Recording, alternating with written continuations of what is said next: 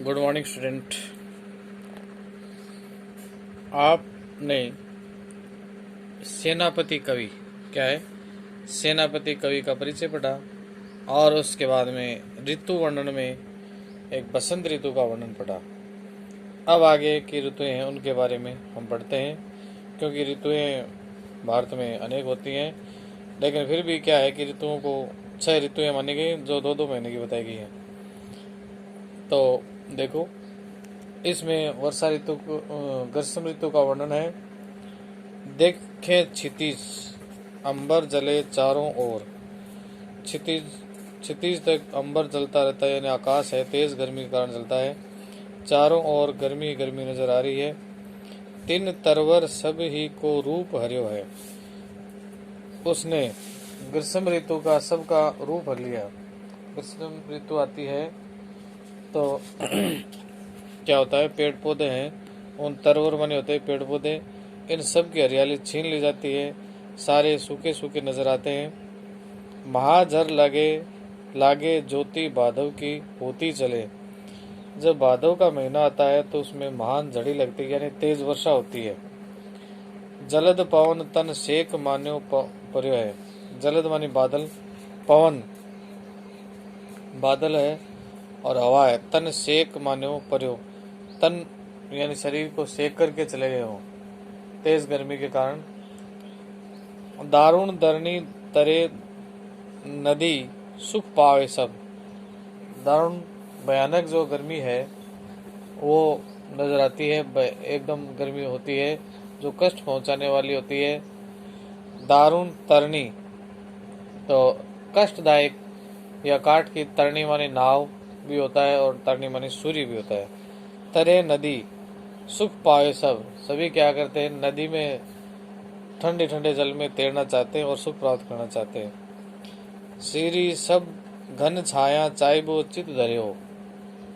तो सीरी मानी ठंडी, घन छाया बादल की छाया, क्या होता है, बादलों की छाया। चाइबे बोई यानी चाहना ही, चित धर्यो सबका मन में ये धारण होता है कि हमें बादल की ठंडी ठंडी छाया मिले। देखो चतुराई सेनापति कविताई की जूं। अब सेनापति कवि है, उसकी चतुराई को देखो। तो कवि सेनापति ये कहते हैं कि कविता रचने वाले चतुराई को सभी कविता प्रेमी देखते हैं। ग्रीष्म विषम वर्षा की सम करियो, और उन्होंने भयानक ग्रीष्म ऋतु को भी अपनी काव्य कुशलता से वर्षा ऋतु के समान बना दिया है। वर्षा ऋतु का वर्णन है। दामी दनव सुर चाप की चमक, श्याम घटर की झलक अति घोर घनघोर ते। कोकिला कलापी कल कूजत चित्त तित्ते, शिकर के शीतल समीर की झकोर ते। सेनापति आवन कहो है मन भावन सु, लाग्यो तर सावन विरह जोर जोर ते। आयो सखी सावन मदन सर सावन लाग्यो है, बर सावन सलील चहु और ते। तो जब वर्षा ऋतु आती है तो दामिनी दमक बिजली चमकती है। सुरचाप की चमक, सुरचाप होता है इंद्रधनुष, उसकी चमक बढ़ जाती है।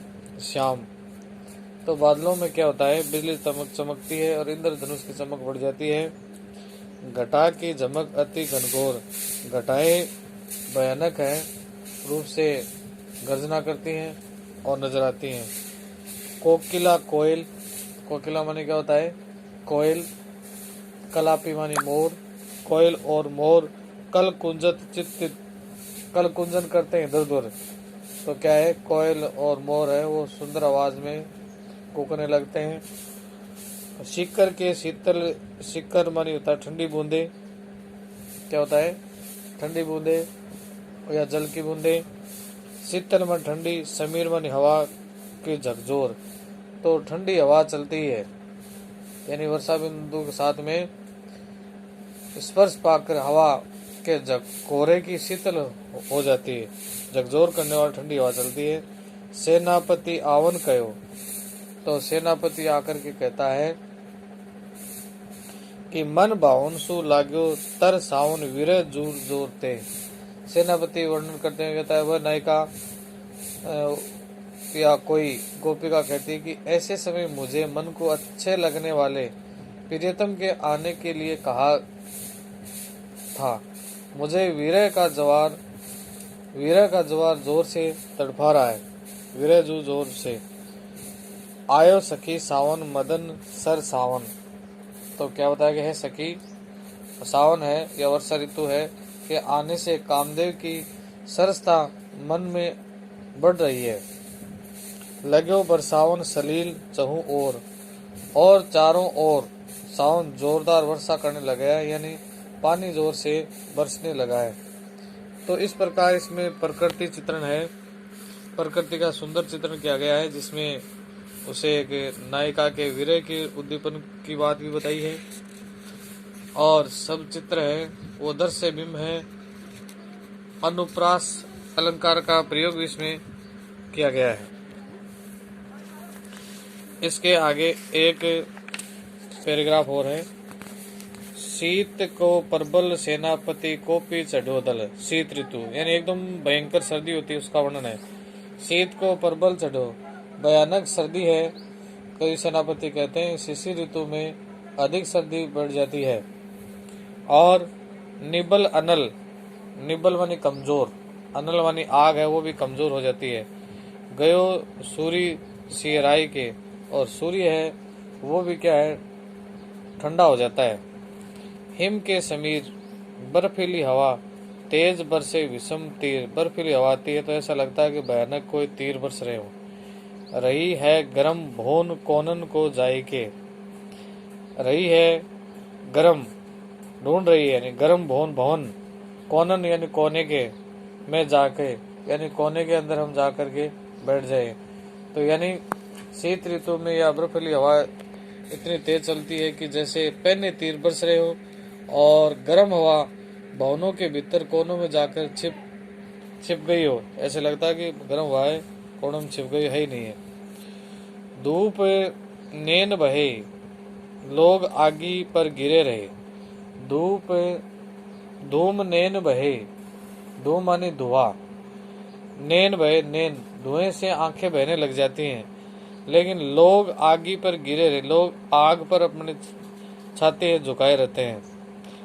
ये सु लगाई रहे, ये अपने हृदय से लगा के रखते हैं। नेक सुलगाई के, और क्या है, उस आग को क्या है, सुलगा के रखते हैं, जिससे क्या है उनको गर्मी मिलती रहती है। और आग को है अपने हृदय से लगा के रखते हैं। मानो भीत जानी महाशीत, मानो भयंकर, क्या है, भयंकर, भीत मानी भयानक, जानी महाशीत महान सर्दी है। ते पसारी पानी, पानी मानी हाथ है, भयानक सर्दी ने अपने हाथ पसार लिए हैं। छतिया की छा राख्यो पाउक छिपाए के, और पाउक मानी आग को सब लोग हैं अपनी छाती की छाया में छिपा करके रखते हैं। यानी इसका मतलब क्या है कि वो शीत ऋतु बढ़ जाती है, उसकी भयानकता फैल जाती है, छाती और शरीर सब लोग तपाते हैं, और सब लोग आग को है अपनी छाती की छाया में छिपा कर रखते हैं, ताकि आग की शीत से रक्षा हो सके। तो इस प्रकार कवि ने सुंदर और मनमोहक वर्णन अपनी कविता के माध्यम से ऋतुओं के बारे में किया है। तो ये बच्चों, आप इस पाठ का ऋतु वर्णन का अध्ययन करें, इसको याद करें। इसके कुछ शब्दार्थ हैं, वो देखो क्या है। बरन बाण चतुरंग, चार सेना वाला, हाथी घोड़े रथ पैदल शामिल आदि। क्षिति पृथ्वी, झर मानी ताप और झड़ी, भादव मानी जंगल की आग के तरह या भादव का महीना। तरणी सूर्य नाव होता है, दामिनी बिजली, कलापी मोर, शिखर जल की बूंदे, विरह जोर विरह का बुखार, मदन कामदेव निबल शक्तिहीन, सूर्य सियराई ठंडा, कौनन मानी कोने में, धूम मानी धुआं, पानी मानी हाथ, पाउक मानी आग। अब प्रश्न नंबर 1 है, कवि ने किस ऋतु को ऋतुराज कहा है? तो ऋतुराज तो बसंत को ही कहा है। सुरचाप का अर्थ है इंद्रधनुष। कविता में बंदीजन किसे कहा गया है?